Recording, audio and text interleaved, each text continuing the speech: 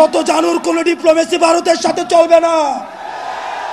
ভারতের সাথে সম্পর্ক হবে চোখে চোখ রেখে, আর কোন বাংলাদেশের সমঝোতার রাজনীতি নয়। যে আওয়ামী লীগ এখনো পর্যন্ত একটা সরি পর্যন্ত বলে নাই, এখনো পর্যন্ত তারা অপরাধ স্বীকার করে নাই, তাদের সাথে কিসের রিকনসিলিয়েশন?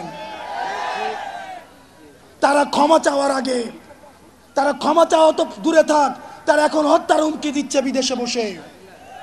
কিন্তু আমরা দেখছি মুরব্বীদের মধ্যে তাদের জন্য মায়া হচ্ছে। মনে রাখবেন, যারা এই রিকনসিলিয়েশনের আলাপ তুলছেন, আওয়ামী লীগকে নির্বাচনে দেখতে চাচ্ছেন, আপনারা ক্ষমতামুখী, আর আমরা আহত এবং যারা জীবন্ত শহীদ আমরা হচ্ছে জনতামুখী। যতদিন পর্যন্ত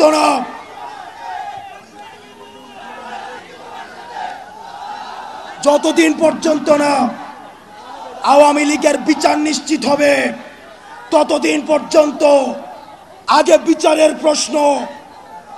আমি মুরব্বীদেরকে বলতে চাই, যারা বিশেষজ্ঞ রাজনীতিবিদ আছেন, যারা রাজনীতি করছেন, আপনারা ক্ষমতায় যাবেন, গণতন্ত্র প্রতিষ্ঠিত হবে, ভোটাধিকার প্রতিষ্ঠিত হবে, এগুলোর জন্য আমরা আন্দোলন করেছি। কিন্তু আওয়ামী লীগের বিচার নিশ্চিতের পূর্বে তাদেরকে যদি আপনারা রাজনীতির ময়দানে ফিরিয়ে আনতে চান, তাহলে এই আহতদের রক্তের উপরে পাড়া দিয়ে আপনারা তাদেরকে মাঠে আনতে হবে। বছর শেষের খুশি নগদে হবে বেশি। নগদ পেমেন্টে নির্দিষ্ট ক্যাটাগরির কেনাকাটায় ৩০০ টাকা পর্যন্ত ক্যাশব্যাক।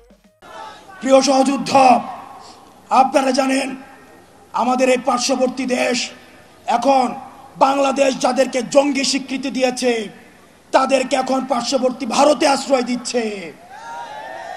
এই ভারতের বেতনভুক্ত কর্মচারী শেখ হাসিনা ভারতের প্রেসক্রিপশনে এই গুম, খুন, হত্যাকাণ্ডগুলোকে চালিয়েছে।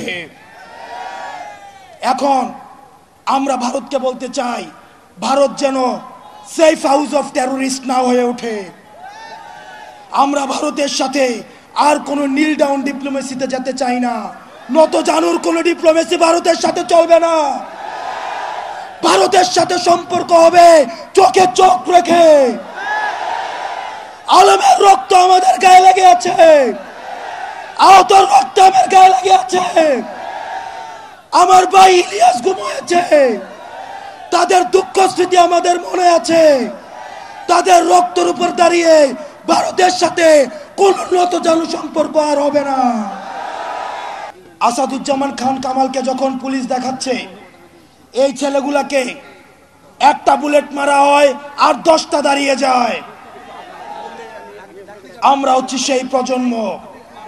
আপনারা যদি মনে করে থাকেন, যারা হচ্ছে সমঝোতার রাজনীতিতে বিশ্বাস করেন, যারা চাচ্ছেন ব্যাকডোর দিয়ে সমঝোতা করবেন, মামলা বাণিজ্যের মধ্য দিয়ে সমঝোতা করবেন, মনে রাখবেন এই প্রশস্ত বুকের উপর দিয়ে তাহলে আবার বুলেট যেতে হবে। আর কোনো বাংলাদেশের সমঝোতার রাজনীতি নয়, আর কোনো গুম নয়, আর কোনো হত্যা নয়, আর কোনো ফ্যাসিবাদের উত্থান নয়। যেখানে ফ্যাসিবাদের উত্থান হবে সেখানেই আমরা একসাথে লড়ব।